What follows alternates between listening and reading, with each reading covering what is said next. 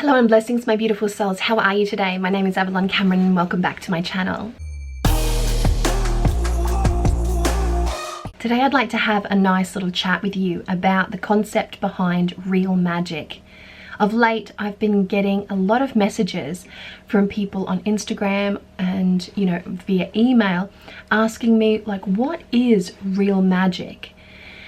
Now, this is a really complicated kind of question to ask, because magic is an umbrella term. It's not necessarily an umbrella term, it's an outcome, okay? So magic is an outcome. Magic is a form of, manifestation. It's a form of spirit. It's a form of change. Magic can be used to draw something to you, to take something away. Magic can be something that clears the pathway for you. Magic can be something that heals or fixes something in your life. Magic can be something that enables you to achieve a goal or a dream or some kind of access to a doorway or a pathway that will lead to a new phase in your life. Magic is in itself an energy, and it's an energy that requires manipulation. So we know that magic is a form of energy. It's a form of energy that requires that, very careful and concise manipulation. Now, the way in which one manipulates this energy of magic differs from person to person, practitioner to practitioner. Now, just as we are all drawn to different colors, different landscapes, different places in the world, different, hobbies and etc., we are also drawn to different forms of magic. So for me, I practice spiritism and folk magic because I'm drawn to those things. That is the way in which I can access that magic that I like to work with. I can create that beautiful energy of manifestation working with magic and weaving magic via spiritism and folk magic. I don't require too much of an elaborate setup. I like the folk magic, gritty, natural, simple, and yet deeply meaningful way of, manipulating the energy of magic. That's how I like to do it. But there are so many other ways in which you can do it. Ceremonial magicians work with a totally different protocol, a totally different approach to magic, as do chaos magicians. They work with a totally different energy and a totally different approach to magic. The way that they do things is different, so there are various different types of, approaches to magic, and no one approach is better than the other. No one approach is more powerful. No one approach exceeds or supersedes or deserves any extra attention, really, when you think about it.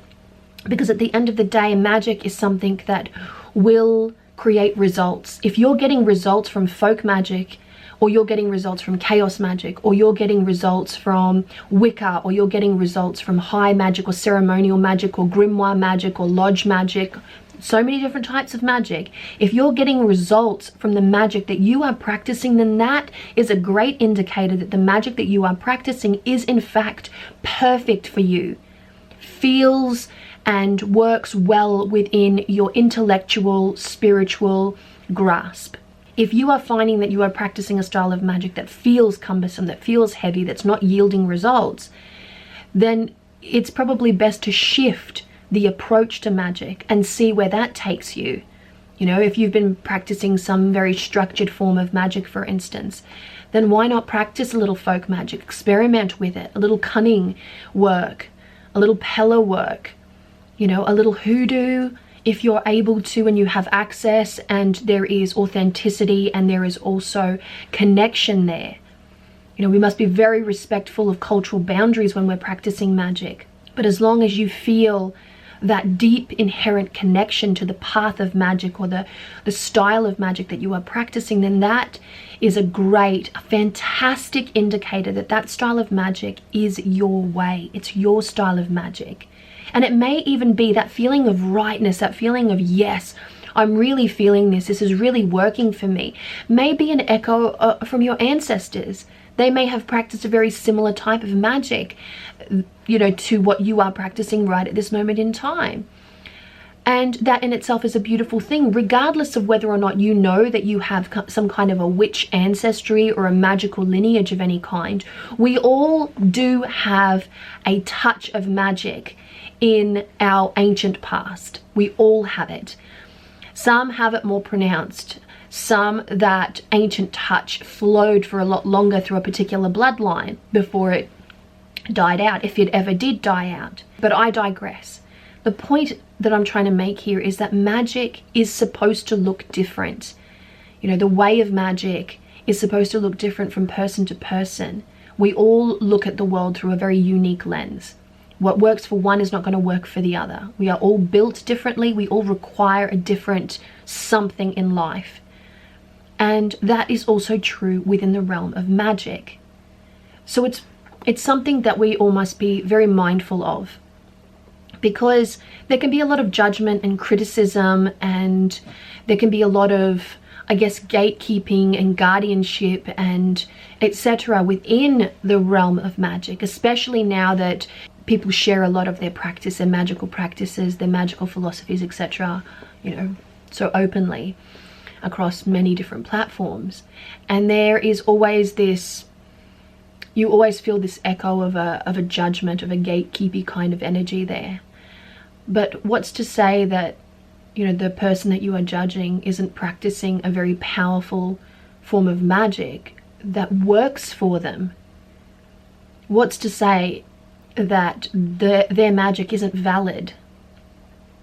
You know, we all need something different. We all access different energies when we're creating magic. We all vibrate at a different frequency. We all just need something totally different. And if you're expecting that your magic is going to be the same to another person's magic, then you're wrong. Even in Coven magic, I can say this because I have been in Coven magic. I am in Coven magic. You know, Coven magic is something I have quite a bit of experience with. Even in Coven magic, the style, the approach, the energy that is used to manipulate the energy of magic is different from practitioner to practitioner. And so magic, it looks, it feels, it appears different to everybody, to everyone. You know, there are some of us that need tools and ingredients in order to practice magic. I am one of those people. I enjoy working with natural elements, with bones. I enjoy working with herbs. I enjoy working with crystals, with colors, with candles. You know, I enjoy working with different types of oils, and I enjoy writing down petitions, and I enjoy working with the astrological, you know, timing and lunar phases. I enjoy working geographically. I, you know, believe in threshold and cross-quarter deities, and, you know, I work with spirit in that way. I work with a lot in my magic, but there are those that don't work with any tools whatsoever, that don't have any altars set up in their home. That works for them. That feels right to those people, to those practitioners. And it's not up to anyone to judge what feels right to another person. It's not up to anybody to judge how another person connects with the energy of magic. Magic is a beautiful, free-flowing energy. It is a virtual cornucopia of color, of feeling, of vibration, and it appeals to so many different people. Children are playing with magic from a very young age. They are playing, they are using their imagination, they're connecting with the energy of magic from a really, really young age. Now, let's say an adult approaches magic like a child does, with glitter, with art, with imagination. It's invalidated by other people these days. Like that type of play, that type of whimsy, that type of childlike approach to magic is something that I have seen criticized if an adult is doing it. But it is such a pure, pure form of magic. Children are imbued with magic. I say this as a mother of 3. You know, the act of giving birth is magic in and of itself. These beautiful, beautiful beings are brought into this world with their own level of consciousness, their own soul energy, their own story, their own life purpose. And they experiment with the whimsy of magic from such a young age. that is a beautiful, beautiful thing. And if they grow up and they hold on to some of that whimsy and they continue to practice that, you know, that childlike, that innocent form of magic, even up until they're 50, 60, 80, it doesn't matter. It is still such a beautiful, beautiful thing to see someone practicing their magic authentically, irregardless of what others are attempting to say. Now, I want to add a little something to this conversation, because magic, it's a tricky thing, okay? Magic is a tricky thing, and it's not all beauty and it's not all safety. Magic can be used to harm, to injure, to bind, to cross. You know, magic can be used in so many different ways. And there is a dark side to magic. And, you know, magic can, if you're inexperienced with, I guess, your approach to magic, it can be dangerous. So the approach that you choose to work with is something that you need to get to know really well. Take your time with that. There is no rushing. So whatever structure, whatever approach to magic works for you, spend time there cultivating your knowledge, cultivating your skill, so that when you start to really work your magic, you do so with knowledge, wisdom, safely, with a sense of confidence, and with a sense of deep, authentic knowing. That's probably the best advice I could give anybody starting out in magic. It doesn't matter how you get to it, it's how you cultivate the strength, the knowledge, the wisdom, the knowing, you know, to be authentic on that path. That's the most important thing. So it's not about what you use, it's not about necessarily how you get there. It doesn't matter. You could be practicing a different style, a different approach to magic to me, to the next person, and so on. That doesn't matter. What matters is if you belong to that magic, to that process, to that, not to that magic, but that approach to magic. If you belong there, and if it feels right, and if it nourishes you, and it works for you, if you take the time to get to know it, to know its protocols, its processes, its doctrines and dogmas, if there are any for that matter, or just its wisdom, its knowledge, and its knowing. Every form of magic that is practiced on this planet has a lineage of wisdom attached to it. You know, you can discover that yourself, as, you know, shamans in the Amazon do. They walk out into the Amazon rainforest and they ask the plant what the plant, you know, is used for. Like, what's your magic? Tell me about your magic. And then the plant communicates, well, I'm used for this. This is my magic. This is what I do. This is my purpose. This is my place. This is my being. And so they learn directly from a source there. And you can as well, as long as you have access to that source in some way, shape, or form. For others, it's about reading. For others, it's about channeling. For others, it's about connecting and conversing and exchanging. For others, it's about creating. You know, really, really invest that time and that energy into your approach to magic. And when you start to find yourself there, you know, when you build up a rapport, when you build up a bit of wisdom, when you build up a little bit of know-how and kind of a process, when it starts to feel familiar, when you start to know your magic, your process of magic inside out, when you just know where everything is and where everything goes and what everything's used for, you know, then is a really great time to start playing around with the energy of magic and weaving some powerful, potent shit, really. But it takes time to get there. And when I say know everything, you never know everything. I'm exaggerating when I say get to know everything. You don't. There are still herbs. I was born practicing, right? I jumped out of the womb, blessed by the spirits, and I have been addicted to folk magic from a very young age. And there are still, to this day, herbs, botanicals, ingredients that I've never had the pleasure to work with. You know, the world is such an open place these days. And what was once really just relegated to geography is now so open. We can order ingredients from all different, you know, corners of the world. We can access, you know, different plant medicine, different oils, different things. And, you know, so there's still so many ingredients that I don't have any experience with. And I love to experiment, and I love to get to know new ingredients and things of that nature, because it helps me to grow within my practice. I never want my approach to magic, more to the point, to stagnate, to just be the same old, over and over and over again.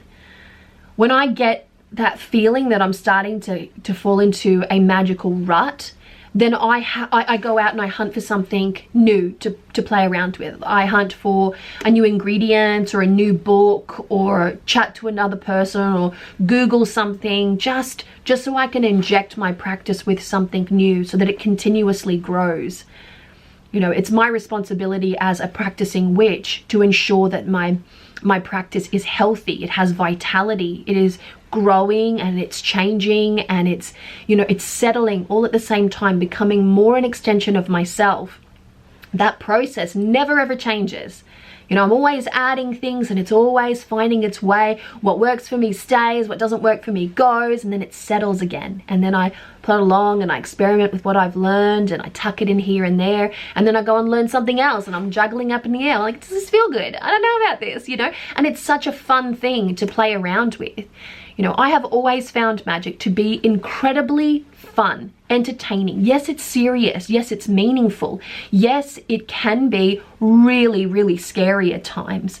But it's part of what draws me to magic. It's part of what draws me and keeps me going within my practice. And I love the way that, you know, a really good, strong, healthy practice evolves naturally. It's a beautiful, beautiful thing. And so I just wanted to have this conversation about magic, because there is so many different approaches. There really are. There are approaches to magic that I don't even know. You know, there are cultural practices, and there are philosophies, and there are personal, you know, creations that will lead a person to be able to play with and manipulate the energy of magic that I don't know about. There will be ingredients that will unlock doors to a different kind of magic that I also don't know about. You know, there is so much that I know, and I know that about myself. You know, I've been at this for a really long time. But my phone's ringing. Sorry.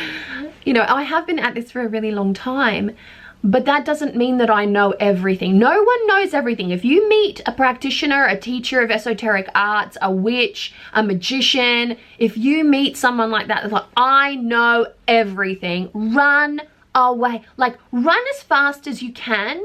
Really run as fast as you can, because that is simply not possible. You know, we can't know every corner of the world. We can't. You know, there are many of us that are blessed to be able to travel widely, but how many people have actually been able to put a foot on every square, tiny little millimeter, inch, yard of this beautiful planet of ours? Oh, I'm sure that there's probably someone that comes close, but the world is a very big place. The terrain of the world is something that can't be traversed by just anyone. So there will always be nooks and crannies in this beautiful world of ours that are untouched by the hand of man. You know, and they would hold magic in and of themselves. From an animistic point of view, I'm an animist, so that makes sense to me. It might not make sense to you, but again, that's a part of my approach to magic. I truly believe that nobody knows it all. You know, some people hold a really good amount of wisdom. Some people want to share that wisdom and they become, you know, esoteric teachers. Some people don't want to. They just want to, you know, be left alone. They want to play with their magic in their own way, and that's what they want to do. Some people write books. Some people make YouTube videos. Some people take Instagram photos and write blogs, and, you know, now the TikTok. You know, we're all coming at magic from a different process. And if you're looking at somebody practicing a form of magic and it doesn't freaking make sense to you, and it looks ridiculous, and you're like, that's not what witchcraft looks like. That's not what magic looks like. If you have that thought, walk away, okay? Walk away. Because that kind of judgment will just get you into trouble. Okay? Other people's magic don't need to look like yours.